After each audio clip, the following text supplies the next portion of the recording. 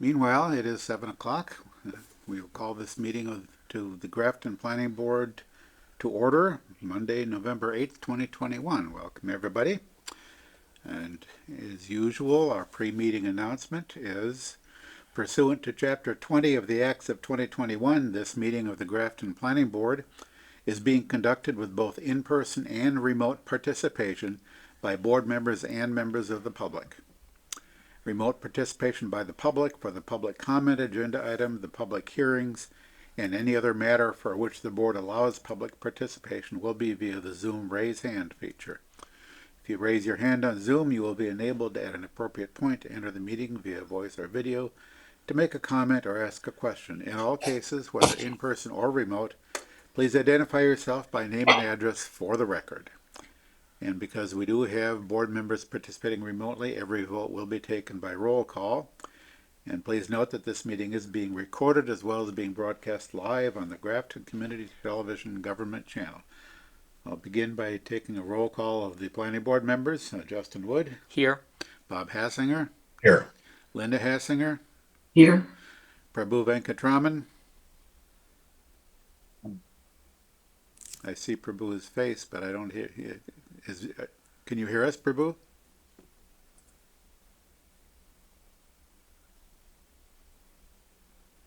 Prabhu? I'll give Prabhu some time to get his audio working. Prabhu? And Maura McCormick, the associate member. Here. Thank you. Here with us we have staff, town planner Christopher McGoldrick. Present. And Natalia Allward. And we have various members, various attendees who are interested in one or another. Is anyone speaking? It's absolutely silent for me. Can you guys hear me? Now we can hear We you. can hear you. Now. So, Oh, you can hear me. just as a formality, Prabhu, are you present? I'm not sure his audio is working. We can hear him. He can't hear us. Yes. I'm good. Okay. Okay. Thank you. All righty. First item on our agenda is public input. If we have any member of the public who is attending the meeting and wishes to comment on a matter that's not already on the board's agenda for this evening, now would be the time to speak up.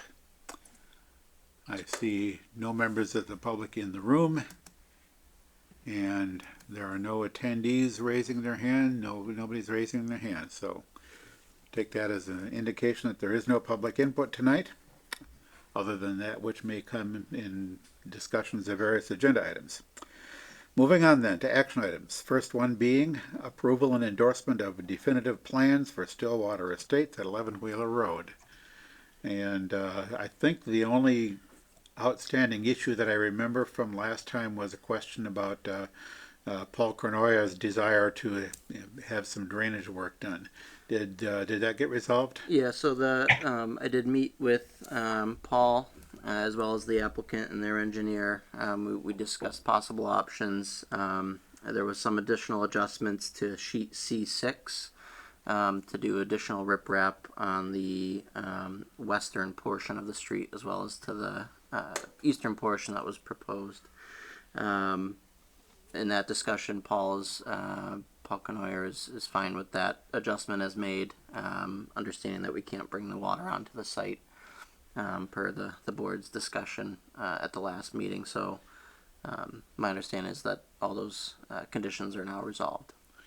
All right, and we have before us a set of sheets, set of Mylars that will need signatures from all the board members.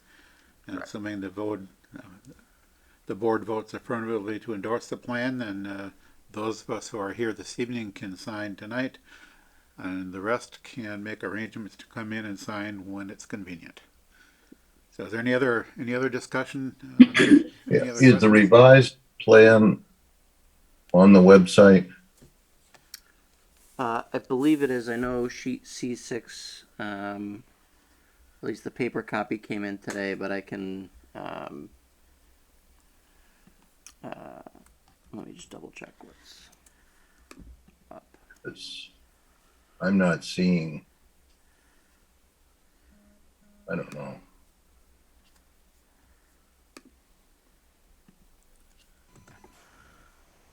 Can I speak? You may, Natalia. It's not on there. No, it wasn't scanned in, so page 6 was not revised according to what's on the website. And that's the plan that we're approving. So the plan that's uploaded right now would be the plan. The only change was to sheet C6. Let me see. I might have that in my email that I can pull up to show that change.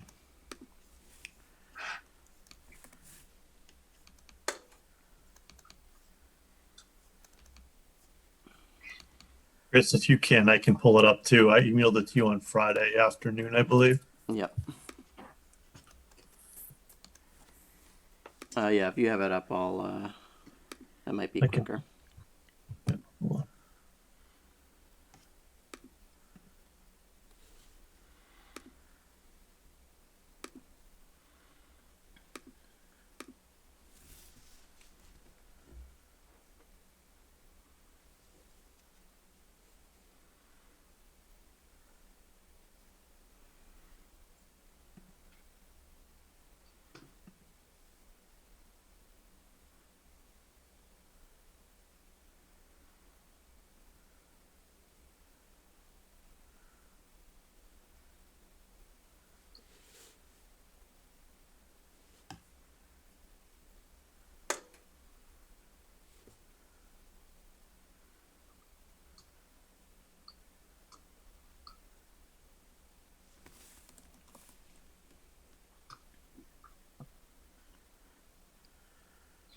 All righty, can you guys see that? Yes. Yes. So this area here is where we proposed to have the riprap before, stabilizing the side of the road between the road and the shoulder. What we agreed on with Paul on site was that there's a portion that the town had done that had a few rocks. It really wasn't as stabilized as we were proposing to do. So we just walked down the road until he was satisfied with the riprap that the DPW had put in before was still there, and we agreed upon a point, which is right where the hand is, from there up to the new driveway, and then from the new driveway up to the first driveway on the left-hand side. So that's what we agreed to in the field, and that's simply what the plan shows. Yeah, and that's what's noted on the plan is the 2 foot wide shoulder of 6-inch diameter riprap, Correct. In 2 places. 2 places. Yep. Correct. Okay. I'll move that we approve the plans and endorse them. Second. All right, moved and seconded that the board approve and endorse the plans as presented. Yes. Any discussion on the motion? Hearing none, put it to a vote. Justin, Aye. Bob, Aye. Linda, Aye. Prabhu, Aye. and Dave votes aye. Motion carried unanimously. And at the convenience of the various board members, they will affix their signatures to the Mylars. And Thank you very Chris, much. Chris, can you email me when those are ready to be picked up for recording? Yeah, me or Natalia will email you when that is done. Perfect. I want to thank you for your hard work on this and thank Paul for taking the time to sit down with our team. And again, as noted at the last meeting, I want to thank the board for how much time and effort they put into this and working on building a good subdivision with us. So thank you all for your time. Now you gotta get the building done. Amen. And Built it on paper, that's pretty good. thank you, board members and all members of the board. Thank you very much from Thank the you. McGriffs. All right, we now have a draft decision on special permit SP 2021-07/SPA and site plan approval for various locations of New England Power Company. Hopefully everybody's had a chance to review the draft decision. I note that the applicant had submitted one suggested clarification as to the identity of the people presenting. Yeah, so I did make that adjustment, not in the one that's uploaded, but in the document on the server. I have no issue with that change. Yep. The one thing I observed was that it appears that they did submit a set of waiver requests. And interestingly enough, the waiver request form looked like it was filled out by checking the boxes for the information that had been submitted, not checking boxes where, and they noted in various places NA for information, and I assume I would interpret that as a request for a waiver from the requirement to submit material that they assert is not applicable. Would that be a fair statement? Yes, I thought I had not included. I'm looking at it now. I didn't include the waivers, so.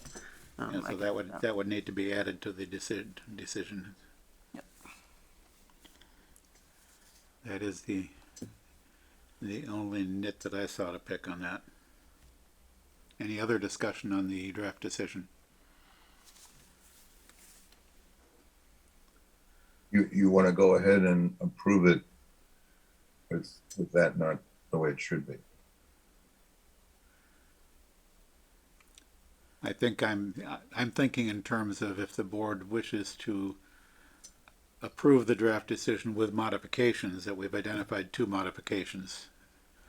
One is the name of one of the presenters, and the other is to add a section to the draft decision of granting the waiver requests, or the requested waivers. Now, if the board would prefer to see all that in writing before voting on the draft decision, then we can deal with it that way and bring back the revised draft decision at the next meeting. So, whatever the preferences of the board.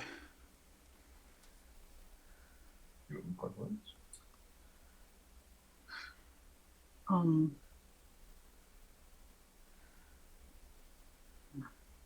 I need to look at that. Well, Well, we can't. We don't have the waiver. that's the point. You want to go ahead, depending on it being done behind the scenes later. What is the waiver? No, there's a list of waivers, isn't there? Oh, Yes, it's entirely, I believe it was a set of application materials that are normally required, but the applicant did not submit them because the applicant believed they were not applicable. I don't know if you have that in front of you, Chris. Yeah, I can through pull that. up the waiver.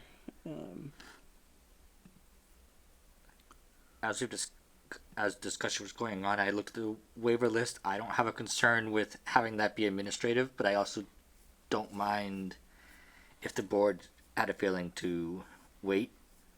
I'm also willing to read them if Chris doesn't want to.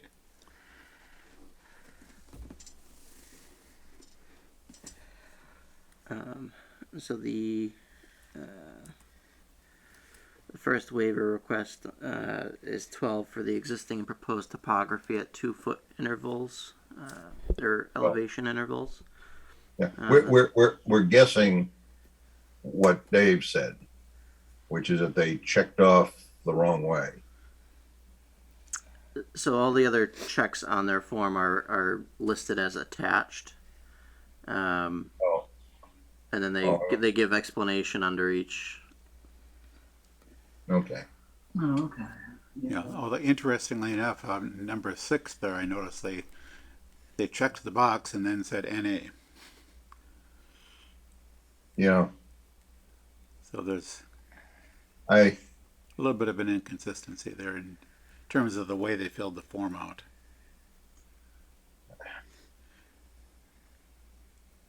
it'd be probably okay, but gee, I would like our paperwork to be clean.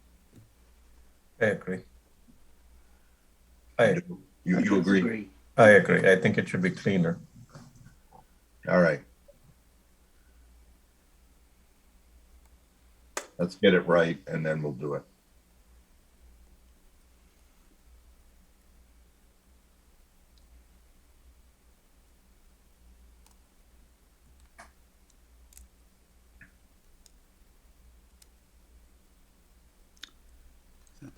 any objection from the board on remanding it to staff to fill in the waiver section of the draft decision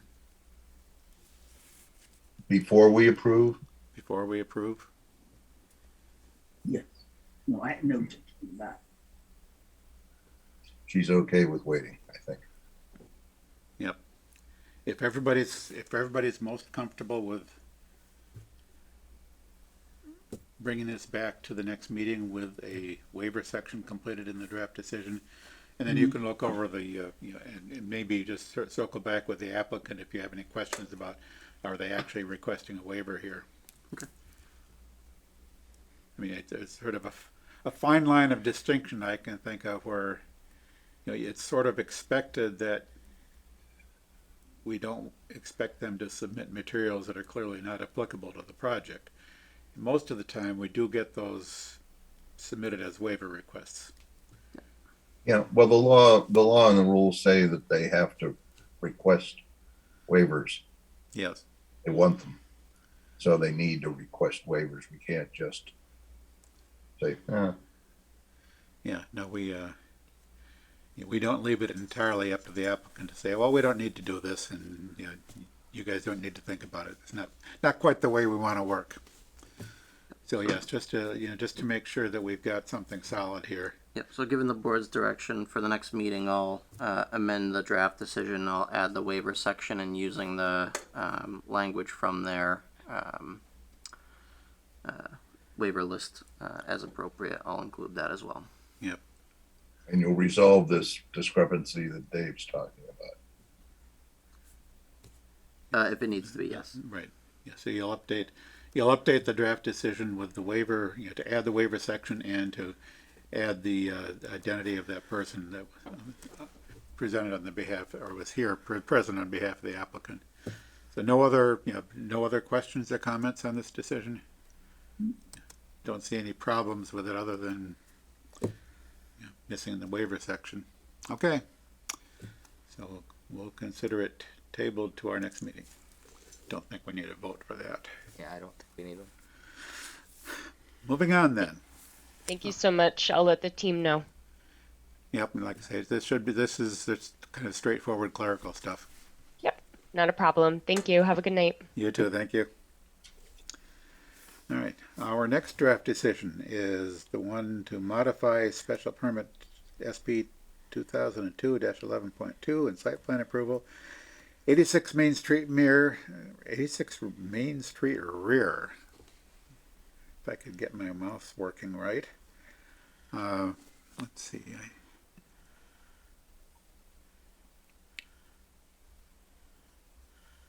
This is also a pretty straightforward decision. One thing I don't know if this needs to be included, but I recall that the applicant stated that the fence surrounding the generator was to be a privacy fence as opposed to the chain link fence described in the application. Is that something worth mentioning in the decision? Since at least one member of the public was concerned with that and mentioned it, I would say we should put that in our findings, yes. Yes, and that's just a simple finding to reiterate what the applicant stated in the during the hearing.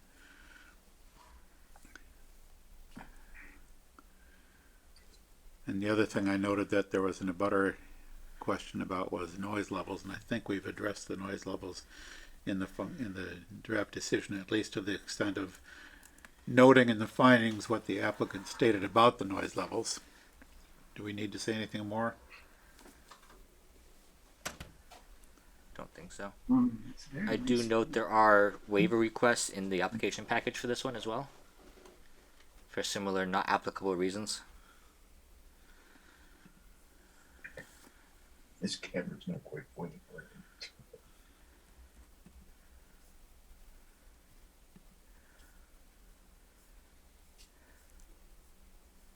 That's interesting. So I noticed the lack of a waiver section in the draft decision for New England Power, but the same is true here. And if there are waiver requests, the decision really needs to note that, or needs to deal with it. Just to waiver request for.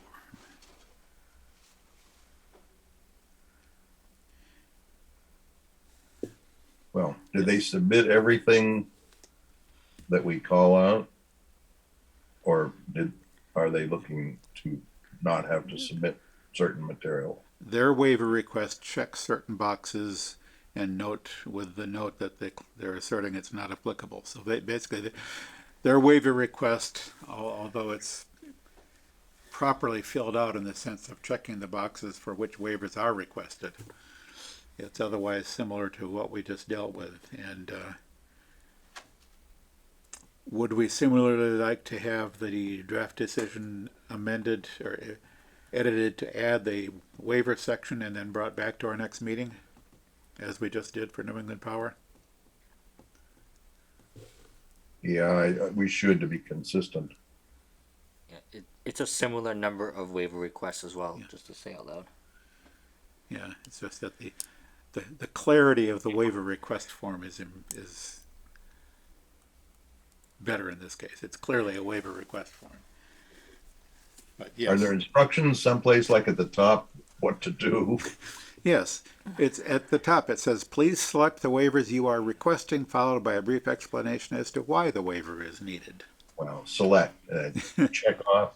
Yeah, and this form is filled out to do exactly what the instructions say. Good, but it didn't get reflected in the draft decision. Right. The idea. Right, the draft decision is missing the section where we grant the waivers. Or well, to be precise, since we haven't actually made the decision yet, it's missing the section where we decide whether to grant the waivers.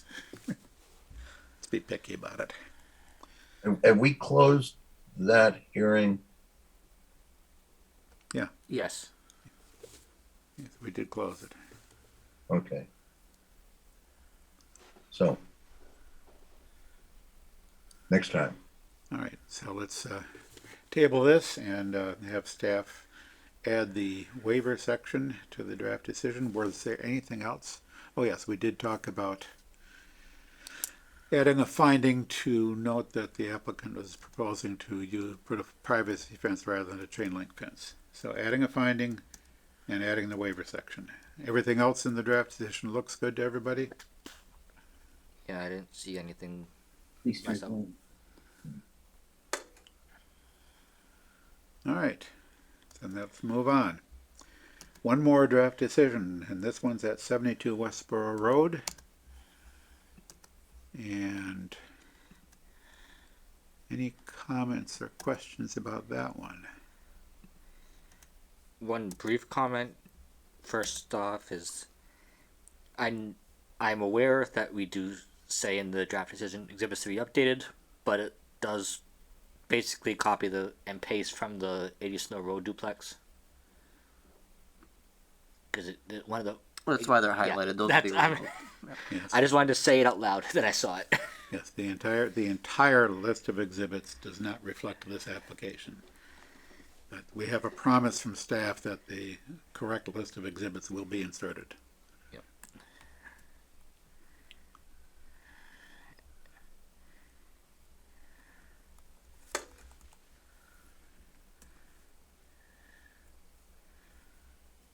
Any other discussion on this draft decision? Any other suggested changes? Nothing else stood out to me. Well, in that case, perhaps a motion would be in order. I move that we find favorably on the decision, including granting the requested waivers, waiver W1 through W3.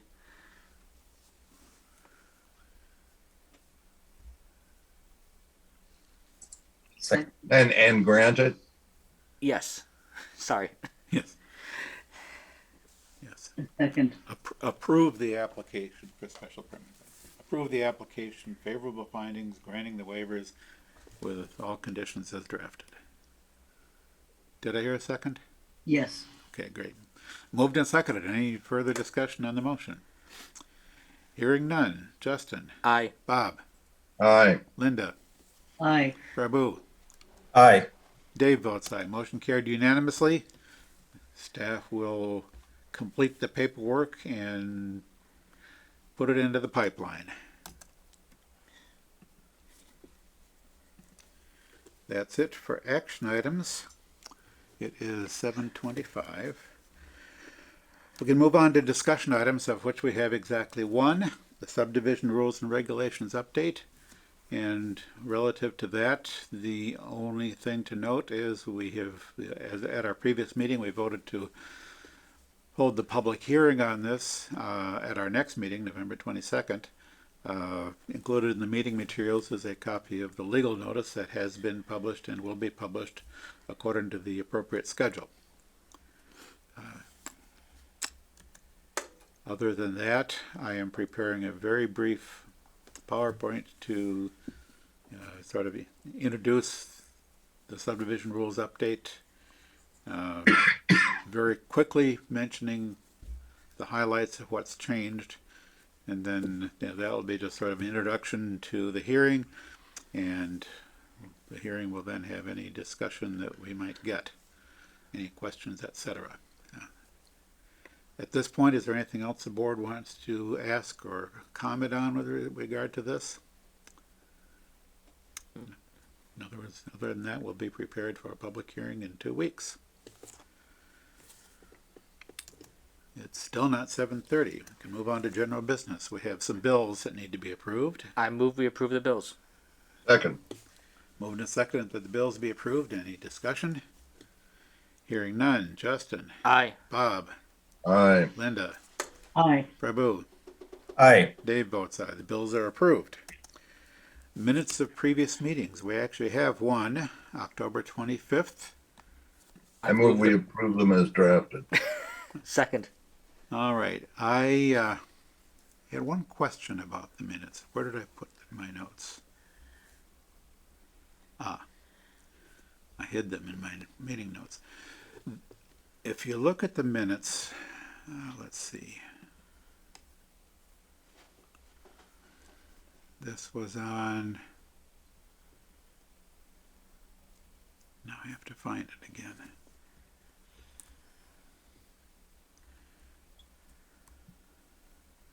There was something about, and I can't even remember what it was on, it was on the 72 Westboro Road project. If you go to that one, Chris.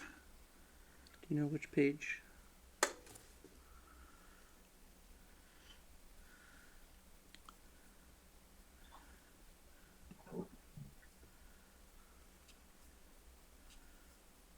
When did that get out?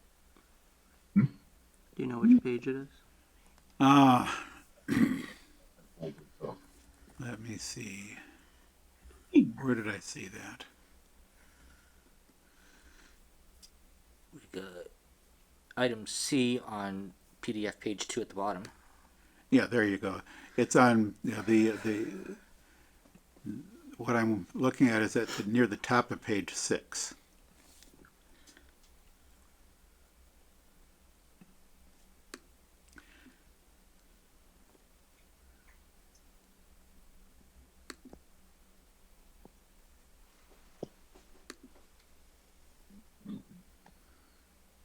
You mean top of page 3? Okay.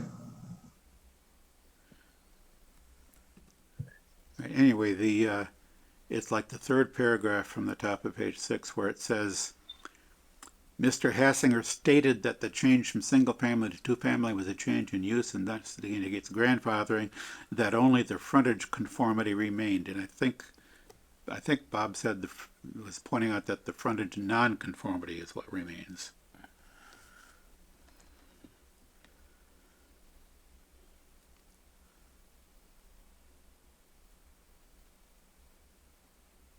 I see where you're pointing that out. It is the top of page 3, Chris. There you are. Yeah, just the very last few words of that third paragraph. Actually, I asked if it was a change of use. Ah.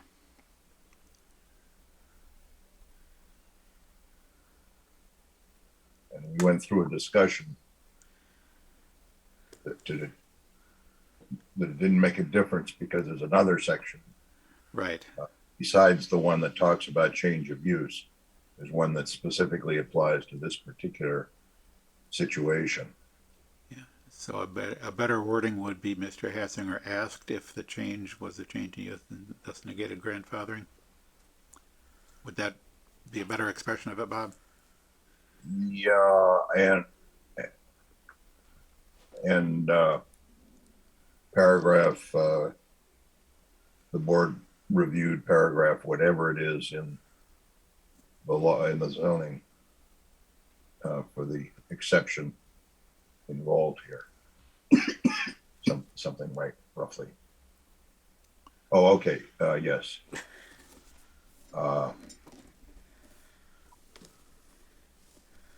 Yeah, leave, I don't remember. I was asking about the use and you know, how that fit with the ZBL. So you weren't, I think you can just run that, you know, you can just leave after the semicolon out and put in asked rather than stated. okay, yeah, so, right, so Bob's statement here was about the grandfathering question. It was not about the frontage nonconformity. So, yeah, that would make sense to me. It's just, you know, leave out the clause about the frontage conformity. And That's- change stated to asked. And then Bob asked rather than stated. Got that? Yep. Good enough? Any other questions or comments on the minutes of October 25th? I'll amend my motion to include comments and discussion tonight. And I amend my second. Very good. If there's no further discussion, we'll call for a vote. Justin? Aye. Bob? Aye. Linda? Hi. Prabhu? Aye. Dave votes aye. Motion carried unanimously. The minutes are approved, and it is now slightly past 7:30. And we have a continuation of the public hearing for the preliminary plan approval at 340 and 348 Providence Road. Good evening, this is Norman Gill from Land Planning. Can you all hear me? Yes. Okay. Yeah, your video isn't moving though, Oh. or not much. Somebody doesn't have any bandwidth. Well, I wanted to give you a brief introduction on this. We did receive the report from Graves Engineering last Friday, and they didn't mention anything of consequence. And they said a few things that they did mention could be sorted out when we prepared the definitive plans.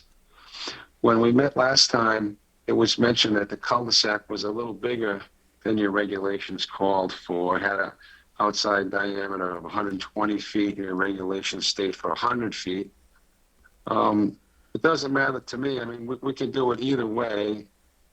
If the board wanted to put that as a condition of approval, we'd be happy to change that along with the other things that Jeff Walsh mentioned in his report.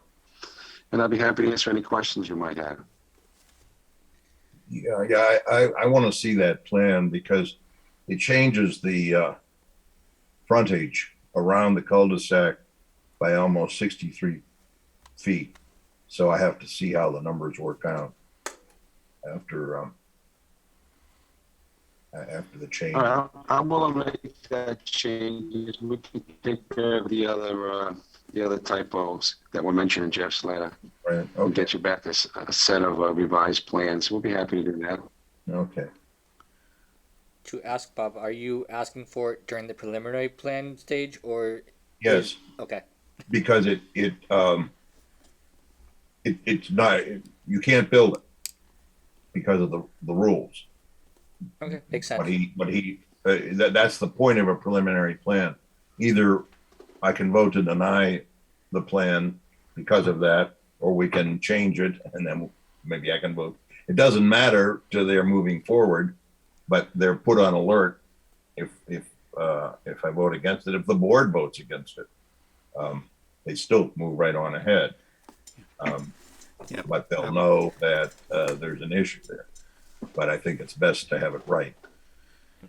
Yeah, I think, you know, given that we're not talking about a tremendous amount of work on the part of the applicant has expressed a willingness to. The applicant has expressed her willingness to revise the plan to address the Graves comments and the turnaround diameter. And, Yeah. Give us a couple weeks. I'm sorry, Mr. Hill, you broke up a bit there.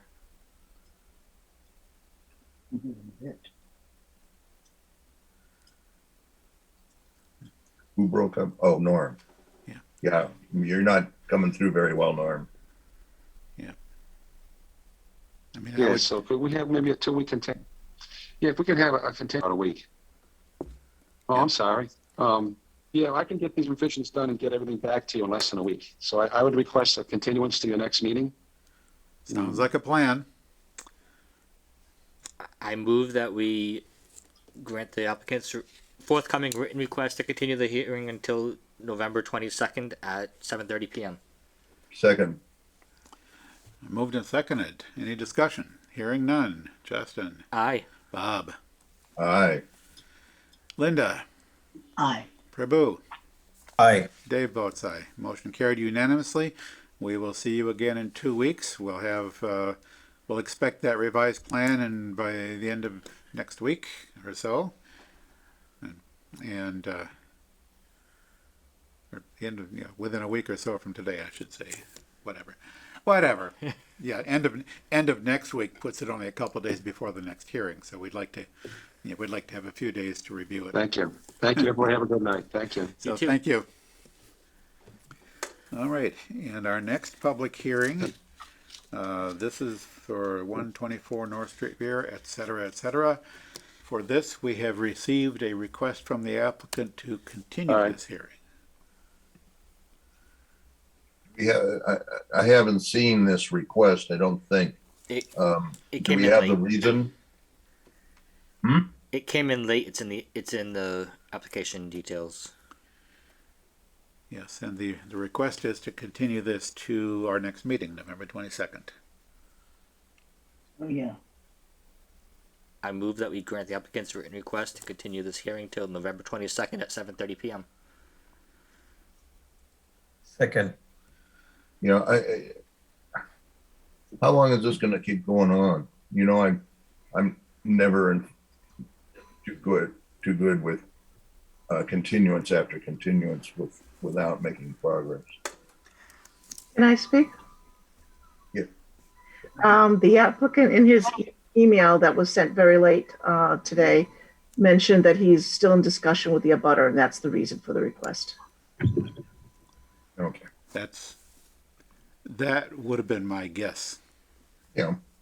But I at the very least ask to have them explain and, make the point that continuations aren't necessarily, we've had town administrators say we take too long to make decisions. Remember that? Yeah, I don't think you can complain anymore. Yeah, he is not complaining about it anymore. But the point is that people get the idea that it takes a long time for us to do things. Yep. Anyway, In this case, I'm generally quite willing to give the applicant as much time as they need to get something done. It is, to Bob's point, it is helpful to know that the applicant is actually actively pursuing it. I think that's the issue, really. I'd like them to actually speak up and say, because so-and-so, and we think, yes, we do think we'll be ready by whatever the next, sometimes they need a month, not 2 weeks and so on. Okay, anyway, did we have a motion? No, we are in discussion of the motion. All right. Any other discussion? Hearing none. Justin, Aye. Bob, Aye. Linda, Aye. Prabhu, Aye. and Dave votes aye. Motion carried unanimously. We will look forward, hopefully, to hearing some progress from the applicant at our next meeting. If not, maybe we request the applicant at least give us some sort of a progress report, accompanying if there is another request for continuance. Natalia, the applicant did helpfully include in the email they sent to Natalia some information about the reason for the continuance. And we don't have a place in the form requesting continuance for them to explain why. So, anyway, that's it for public hearings tonight. And we can circle back to staff report. So I have a pretty brief report today. I did upload the Complete Streets policy to the state, so we'll be awaiting their scoring of that, and I'll give more update once we receive some feedback on that policy. In terms of the Blackstone Bikeway study, I talked to the board previously about some meetings I had done with CMRPC and the other communities involved in that, and looking at potential of using, after that meeting I was looking at the potential to use LTA hours for a study. I've actually been received notice of a Mass Trails grant opportunity.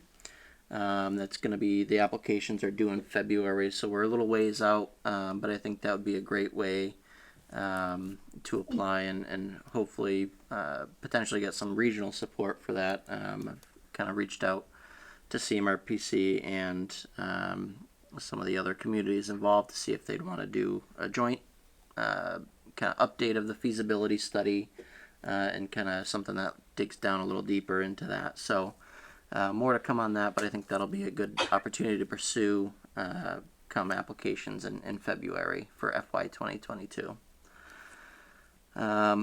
Additionally, we're looking at ARPA funding. That committee is kind of moving forward, working with the town administrator's office and submitting kind of funding requests under ARPA. What I did is I included the projects that were identified from our local rapid recovery plan that we recently completed. The state is still reviewing that plan, but there's a number of funding opportunities that they're requesting that we move ahead with. So a lot of those projects looked at ARPA funding as a potential source. So I've added those to the kind of list of projects for the ARPA committee to review. In terms of work to be upcoming, I would like to get started on our master plan update. We do have the funding for that. I think it'll be a bit of a lift. The way we had pieced it out is in 3 fiscal years in terms of funding and piecing out those sections. This first section would be the data collection and kind of scoping of the master plan.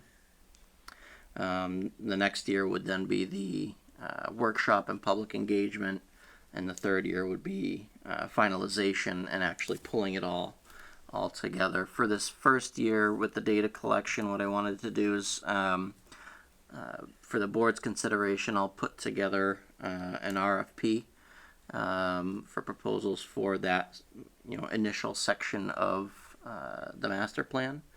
And then we can kind of review that as a board, see if there's additional components that we want to add into it, things that we don't like. But obviously, in the meantime, as I'm putting that together, if there's certain things that you guys really would like to see in that section, in that process, feel free to let me know, and I can do my best to include in the first draft. But that'll be upcoming. Just a question on that. Yep. Is it typical that the RFP is split as 3 separate RFPs for these kind of phases, or would it generally be one that is articulated as being a 3-year process with these parts being in each year? So the idea for me is, do we want one company to give us a proposal with a price to do the entire thing, so we stay with that one company and likely the same people through the whole process, or where if we're doing 3 separate RFPs, we may not get a repeat from the same person, or they may not be the best choice. Yeah, we certainly, I would leave that to the board if they'd like it to be framed as the full 3-year RFP.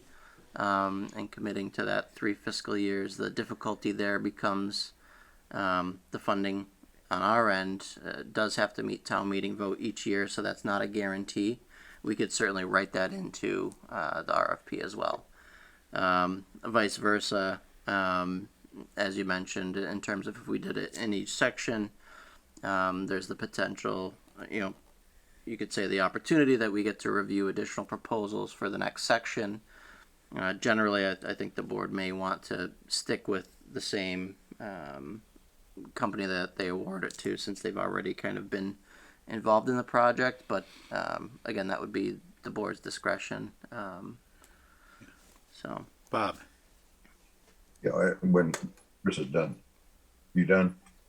I have one other, but we can if we're the master plan. We Oh, can, this is on the master plan. Mhm. There was a lot of discussion about master plan work at CMRPC, at the, I guess it was the executive committee, last Thursday. And they seem to be very, very active now, working with a number of communities, and they're doing it on a working out flexible arrangements, doing sections like do one of the required sections, or participate to whatever, to a one degree or another with holding of hearings and all of that sort of thing. How does that, or how could that fit in with the way you're going? I assume you've had at least some conversation with them about that, Chris. yeah, the CMRPC is aware that we're doing the update. When we went to the town meeting for the funding, that was actually, they had reached out and requested to be considered. So I'll certainly be forwarding that to them for their potential involvement. The way I had structured the funding, I'd have to look back at what the actual warrant article, but when I was kind of describing splitting up the master plan update, that the way I had described it was to look at and the dollar amounts was looking at doing data collection, then the workshop. So in terms of specific sections, like doing the transportation section and doing like a housing section per se, we may have to do all of the data collection for those full sections. But I can look back to the language in the warrant to see how that plays out. What I'm thinking about is the way you put together the RFP, because I could see it being structured in a way that makes it more difficult or less difficult to do the kind of flexible stuff, flexible fitting together of this on CMRPC's side. I know that, I think Linda was even here listening to that meeting, and boy, they're really into it. It's the CMRPC does a really good job. Okay. Anyway, that was my input. A tangential question, probably for Chris, is should we get the data collection done 1 year, then the next part doesn't pass a town meeting? Is that data collection basically useless if we try to pass it the year after? So no, I think the benefit of the funding is that we're able to bring in outside consultants to assist with it. I think if the master plan update, in my opinion, is a critical component to the town's activities. Yes. If the funding was not received, I think I would likely look at restructuring the planning department's current activities to prioritize moving forward in-house with the master plan update, conducting the workshops that way with in-house resources. That may detract from some of our other long-range planning activities, but or look for funding sources to cover those. But I would look to restructure that. I guess I would say, I was the leader on the plan, whatever, 20 plus years ago. And we put out an RFP and I think we got like 3 bids and we picked the person we wanted. She had done stuff for the town, for the planning board, a good many years before that, in fact, and it really didn't work out well. By the time that was all done, a lot of it just kind of collapsed under its own weight. And, you know, things happening for her, and for us, and, you know, change of planner and so on. So I'm kind of cautious about how we go about this, a little more so than the rest of you. But I went through maybe 3 or 4 years of trying to get a master plan put together. My question on that was explicitly, would that data would the work for that first year be a waste or partially a It waste? gets stale. The point is it gets staler and staler. Yeah. If there are no changes, if people don't feel any different, if nothing gets built, if nothing substantive happens around town, then the data is still pretty much good enough. Yeah, I think probably the data collection piece, which is more of, you know, gathering up demographic data, you know, it's a snapshot at a point in time of the state of the town in terms of various factors that are included, you know, miles of highways, population, you know, developed acres, all that sort of thing. So that's a snapshot, and inevitably, you know, 3 years later, that data is going to be 3 years out of date. But that snapshot of data it's not going to be, you know, given a few years time elapsing, it's not going to be so badly out of date that it's useless. Similarly, the second phase where you're talking about going, you know, doing workshops and basically reaching out to the public and gathering information from the public, that I think is different than what you referred to as the data collection.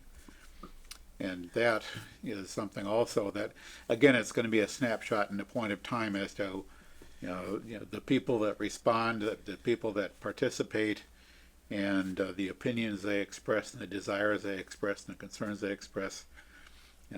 Again, that tends to become out of date because as time goes on, people change and their attitudes change. But I've been wondering that's about that's just an inevitable part of this, so that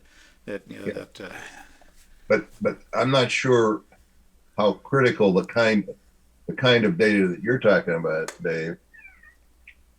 I'm not sure that it's a major element in the later stages where we're talking to people about what the town should be and all that sort of thing, because they know the town. And maybe the data collection, you know, the data collection always seems to come up as the first thing to do, but you got to give some thought to the possibility that some of the other aspects might be good to go for earlier. I'll leave that for Chris to think about. Yeah. So basically, we're just beginning to plan out this process. So, you know, we certainly do have some time to think about it from different angles and collectively decide what's the best way forward. I had a question. This topic came up about this master plan many months ago. I remember when I think we had the CMRPC reps join us for one of our meetings. I had proposed one vision of having an economic corridor, and then the response was that that's a good idea. We should either look into if it's already factored in the master plan or include that in the master plan. So question is, is there a standard protocol of how do we even go ahead starting to work on the master plan or review the master plan? No, there is an outline of what whatever it is, 8-9 sections are supposed to be, and generally what each of the sections is supposed to speak to. But I think that there's, back in the day when you just got a chunk of money and hired somebody to do it, they did it, you know, pretty much the way we're trying to collect some data and have some meetings and blah, blah, blah, along a more or less routine way. Now things are getting a little more dynamic. Yeah, so there are best practices that have been developed, but in a regulatory context, there's a lot of flexibility given to communities to develop master plans in whatever way they see fit, including sections that that a normal outline wouldn't anticipate. So that's certainly, if we look at development of an economic corridor, that's certainly a section that we can include as a section. Other things that typically you would want to include in the master plan is any of the major long-range planning activities. So looking at housing, transportation, those sections are typically, you want to include those, as those kind of in the open space sections, recreation, because those fit along with the other kind of sub plans and help to use the master plan to inform those documents and frankly to request funding for their updates in future. Yeah, that brings me back around to stuff I've been saying since long before you got here, Chris, about sections or areas that might be of use sooner. Like maybe right now we want to think about affordable housing. I don't know, whatever's okay. Let's focus on that and use this, the master plan process as a way to get to looking at those things one at a time or what have you. Maybe we could do without the data collection, we might be able to get on Prevo's proposal, at least to get it started. But it can become a little broader, more open dialogue over an extended period between us and the town on all the issues that we have cooking. Anyway, Can I request one thing? Can we add this master plan discussion as a recurring topic? May not be in every single meeting, but at least as a placeholder. Once a month, we talk about this, if not have a working session. I feel that we, in my 2 years I've been here, there are all these tactical projects, requests that keep coming in. But the longer term vision of, are we always going to be the $75 million town with 18,000 people? Or is there even a goal of getting to additional sources of revenue to say 100,000, 150,000 with a marginal increase in population? These are the sort of questions I have, but I don't know where do we even get started. I did go to school, read about this, study about this, but I don't know where it is being implemented. I moved away from what I read in school. Yeah. I think Chris has heard as much as he needs right now. I see a little nodding over there. Yeah, no, we can definitely add this, and that's why I wanted to start this process of bringing the RFP before the board and really kind of hashing out what you guys want to see as the update process and what you want to include. So we can add this, and as I'll start to edit those materials, and we can kind of do whatever we want with them to bring forward the best product. So. Yeah. I'm not sure whether we really concluded whether it would be possible to move along by amending the current plan, say one section at a time, rather than doing these things and waiting until they're all done a few years out before we adopt it. That's another, I don't know whether, I don't know that I've heard anybody do that, but maybe it's an opportunity. We add a section for Prevo. I'll say, at least for my own thinking about it, Bob, is that our master plan is very out of date at this point, as you are well aware. And I think it would benefit us to do this the wholesale way this time around. And then if there are other, going forward, if we think a section is out of date and we want to update that, that would be a much easier lift in my mind of updating a section than it would be to do a section here or a section there right now, where we don't necessarily know all the sections we want in the new master plan. Well, we know a lot about it. Remember that the plan I did, it took something like 30 years to get to that one from the one before it. And it's now, 20 years since we did that one. They don't happen anywhere near as often as you would like. I'd like to see it be a more dynamic process. Anyway, I don't think we're going to, I don't think we have a whole lot more that we're going to accomplish on this tonight. I just think it should be a live, dynamic process that we're doing, communicating with the public. Now we have a whole lot more public communication than we had before, and a whole lot more opportunity to have people come talk to us, bring ideas forward. I bet you the Affordable Housing Trust would want to talk to us. Yep, I'll just throw in here that similar to what Bob said, the thought has crossed my mind that it might turn out that we have a way of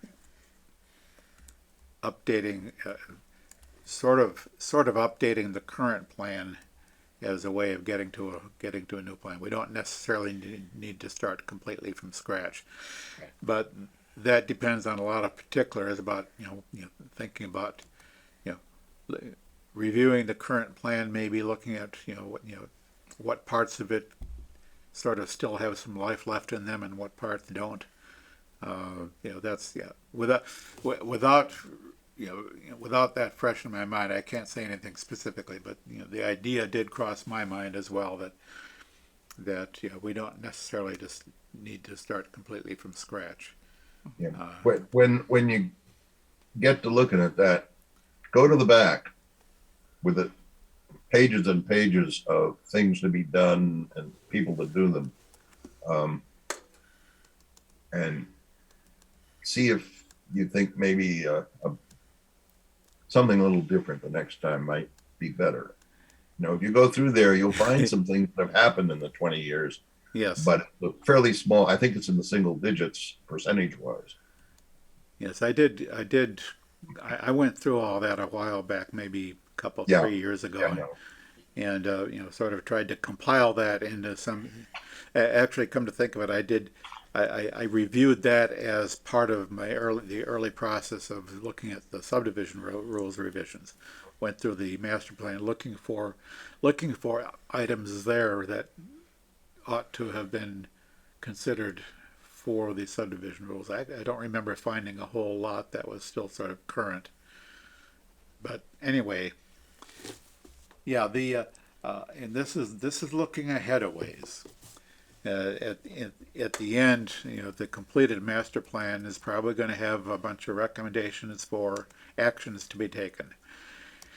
And my recent experience with the open space and recreation plan suggests that we ought to be focused on not making a huge long list of things to do, but trying to be a little bit more focused, and ultimately thinking in terms of, can we make some recommendations in the master plan that have a prayer of being followed?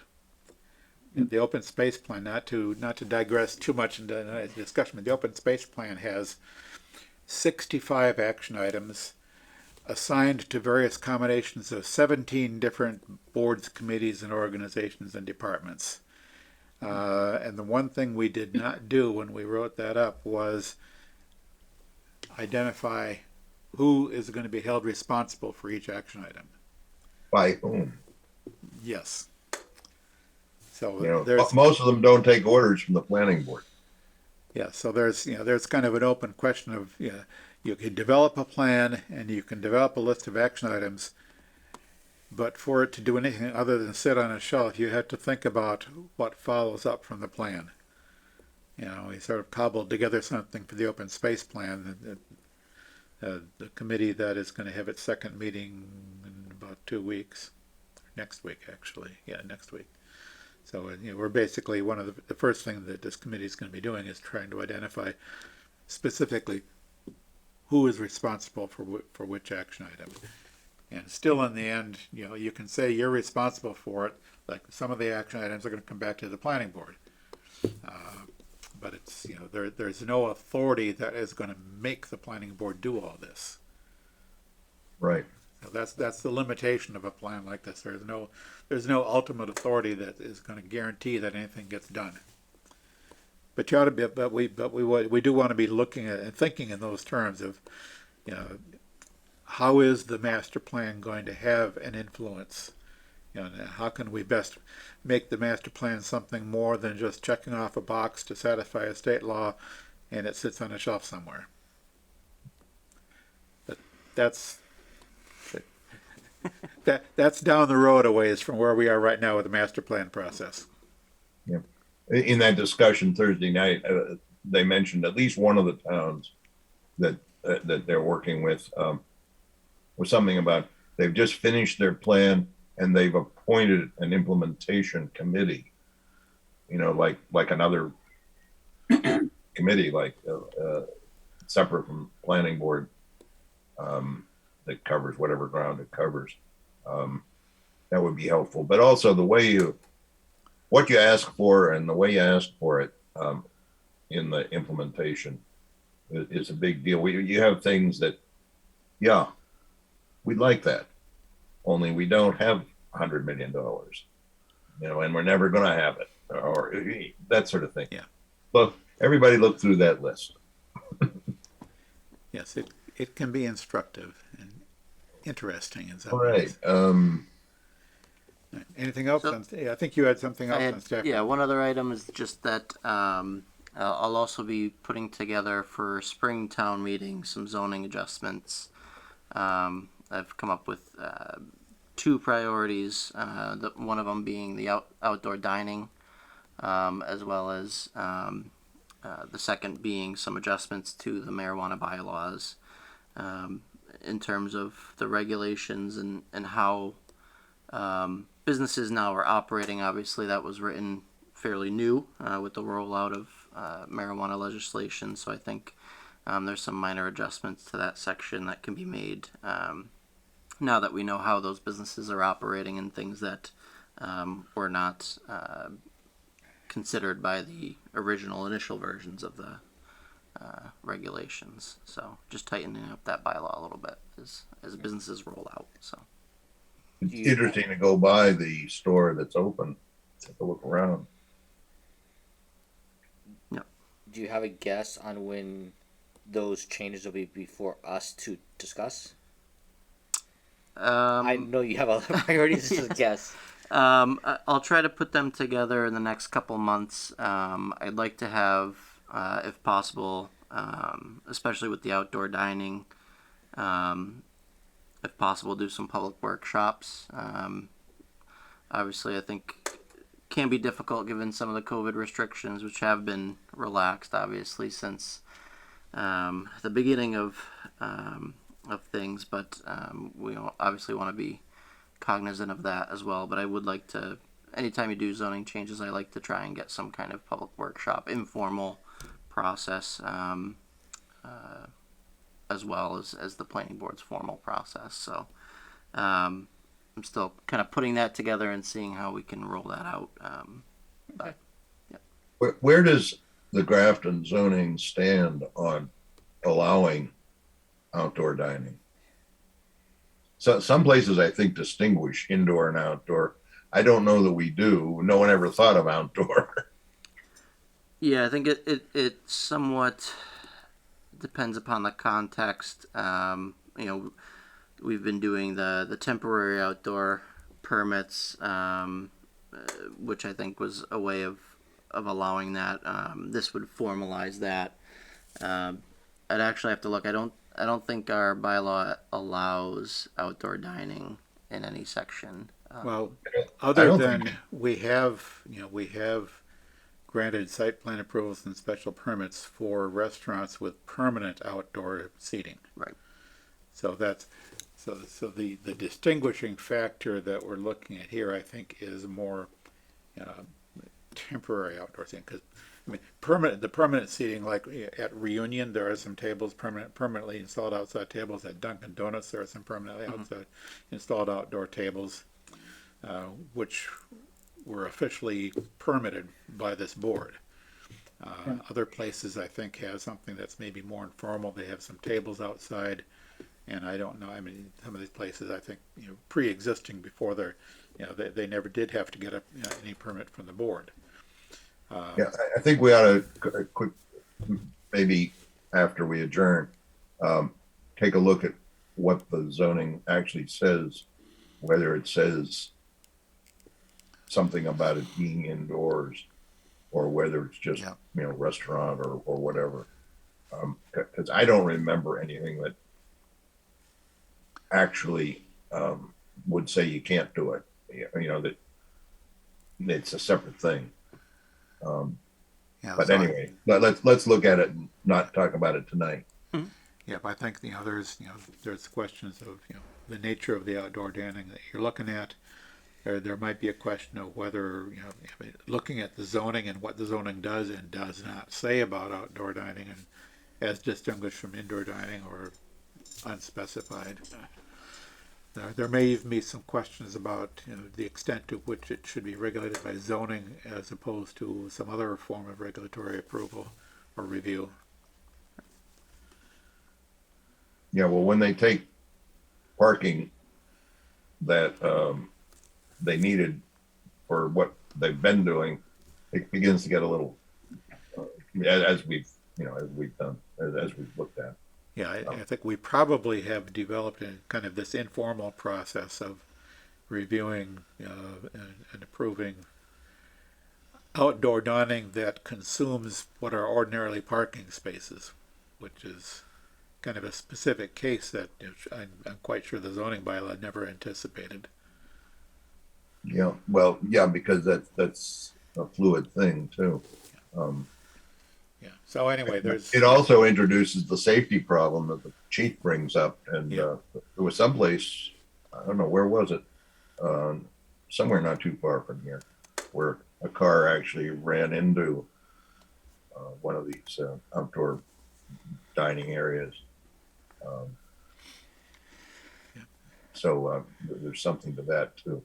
Anyway, so Chris will be working on that, and to whatever degree is necessary or appropriate, we'll involve the board in that discussion. But there's a lot of looking into it and trying to think of what would be worth doing or what would be appropriate to do in zoning. I think in Worcester they have a specific permitting, and I'm not sure who does it in Worcester, whether it's the license board or planning or whatever. But I think I've seen references. So yes, it might not be in the zoning. Anyway, probably enough said on that. Maybe even more than we really needed to talk about tonight. Anything else under the staff report? That's all I had. Thank you. Anybody see anything in correspondence that caught their eye? I think it's worth mentioning that we did get correspondence about the affordable housing at Edgemere Crossing of the Pond in Shrewsbury. They're redoing a lottery for that. If any member of the public is still watching this meeting and interested in having an affordable place to live, should at least say their website out loud, www.sebhousing.com. And that's all I really have to say about that. Alrighty. Give a quick update on the library. We have a small scale celebration of the completion of the project. So there is a ribbon cutting ceremony on the 17th of December at 11 a.m. December? Yeah. There's still, we were in there, and I heard I just heard about a lot of the things that aren't quite finished yet. Yeah, there is a whole list, a punch list of items. Most of it, to me, it sounded like they answered the question and clarified that the punch list were part of the existing scope of the project. Those were the only items which would be in the punch list, so they're going through the punch list. Actually, Dave and I heard about some of the trying to fix data and some of that kind of thing that was being assisted by high-ranking officials. Yeah. Evan apparently was down there helping with the IT and the wire pulling wires or whatnot in his spare time. Give him credit. God. Yes, absolutely. Give credit where credit is due. That's not something I would expect the town administrator would be doing, but he's doing IT work with wiring and everything. Oh, and Above he and beyond the call. and also apparently he managed to help with a situation that we heard about years ago down at down at 130 George Hill Road. There's been a flooding problem there from drainage for many years. It came up when we were granting a permit to the horse farm, whatever, across the way and uphill a little bit. And we actually looked at engineering information that we got about what was contributing to the water. So it comes back. Finally, he managed to, whatever. Apparently, I read that they're very, very much happier. Are there any other reports from planning board representatives and town committees and CMRPC? Was there anything else on the library, Prabhu? Anything else? If not, let's. I move we adjourn. Second. Too early. Moved and seconded that this meeting be adjourned. All those in favor, Justin, Aye. Bob, Aye. Linda, Aye. Prabhu, Aye. Dave votes aye.